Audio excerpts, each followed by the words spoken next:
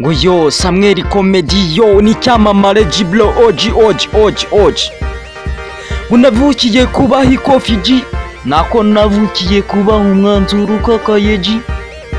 niyo mpamvu nzakomeza gukonika imihanda G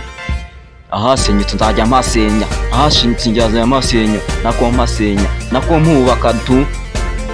ndagaswi niki nzajya nkomeza kubaka ikofi nta nkomeza gutanga ibyiza ku bafana banjye niyo mpamvu nzakomeza kubaka izina ni kofi oji bro G yo nzakomeza kwita izina nzakomeza kubaka izina niyo mpamvu abafana banjye bahora ku gahigo nanjye nzahora ku gahigo sinzatinya ikintu namba